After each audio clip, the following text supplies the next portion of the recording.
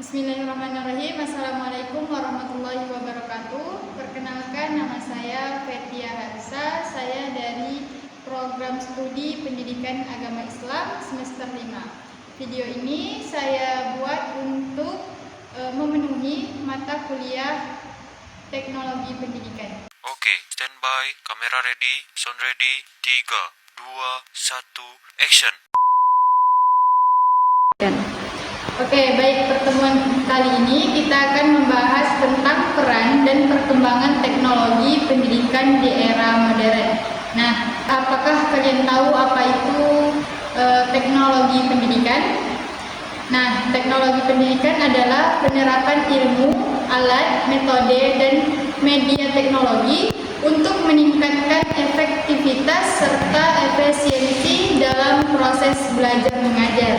Nah, menurut Association for Educational Communication and Technology, teknologi pendidikan mencakup perencanaan, pengembangan, pemanfaatan, dan evaluasi proses belajar dengan memanfaatkan sumber daya teknologi.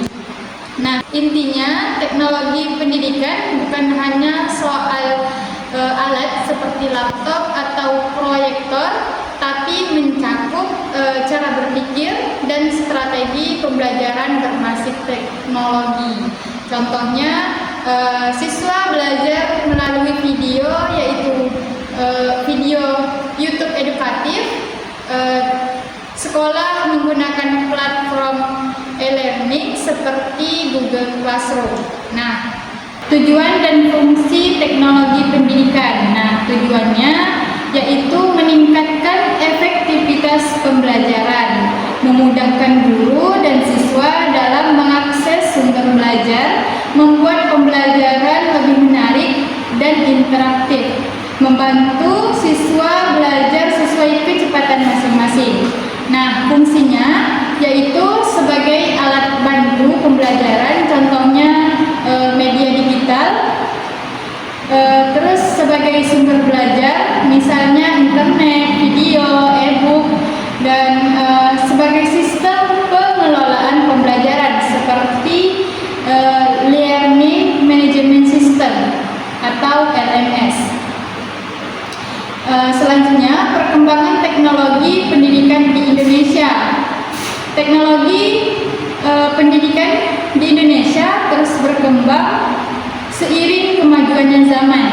Awalnya teknologi yang digunakan di sekolah masih sangat sederhana seperti OHP dan kaset video.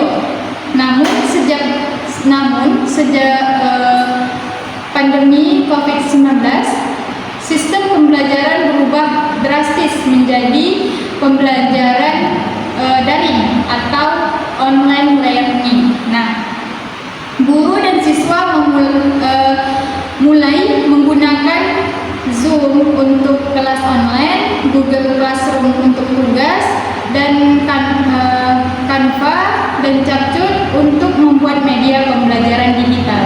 Nah, setelah pandemi berakhir, pembelajaran tidak sepenuhnya kembali ke cara lama, melainkan beralih menjadi blended learning. Nah, apa itu blended learning? Blended learning yaitu perpaduan antara tatap muka dan online. Nah, hal ini menunjukkan bahwa teknologi ini menjadi bagian permanen dari dunia pendidikan Indonesia. Nah, manfaat teknologi pendidikan. Manfaatnya itu ada banyak. Yang pertama itu meningkatkan kualitas pembelajaran. Nah, materi bisa disajikan dengan lebih menarik dan mudah dipahami. Yang kedua, fleksibilitas belajar. Nah, siswa bisa belajar dimanapun dan kapanpun. Yang ketiga itu meningkatkan motivasi belajar. Nah, media visual dan interaktif membuat siswa lebih semangat belajar. Yang keempat itu mempermudah komunikasi. Guru dan siswa bisa berinteraksi lewat platform digital. Contohnya itu seperti di WA, Zoom. Nah, yang kelima itu meningkatkan efisiensi waktu dan biaya. Tidak perlu banyak kertas dan pertemuan tatap muka. Nah, tantangan teknologi pendidikan. Meski banyak membawa manfaat, teknologi pendidikan juga mempunyai tantangan. Contohnya yang pertama itu kesenjangan akses teknologi. Nah, tidak semua siswa memiliki internet atau perangkat yang memadai. Yang kedua itu kurangnya literasi digital guru dan siswa. Nah, masih banyak yang belum terbiasa menggunakan teknologi secara efektif. Yang ketiga itu gangguan fokus. Siswa sering terdistraksi oleh media sosial saat belajar online. 4. Ketergantungan pada teknologi. Nah, kadang siswa sulit belajar tanpa bantuan dari perangkat digital. Beberapa solusi yang bisa dilakukan yaitu yang pertama memberikan pelatihan digital untuk guru dan siswa. Yang kedua, pemerintah meningkatkan akses internet di daerah terpencil. Terus sekolah menerapkan pembelajaran seimbang antara digital dan aktivitas nyata. Dan yang terakhir itu orang tua ikut berperan dalam mengawasi penggunaan teknologi di rumah. Nah, semoga kedepannya teknologi pendidikan bisa diterapkan secara merata di seluruh Indonesia, tidak hanya di kota besar. Guru dan siswa dimanapun memiliki kesempatan yang sama untuk memanfaatkan teknologi sebagai sarana belajar.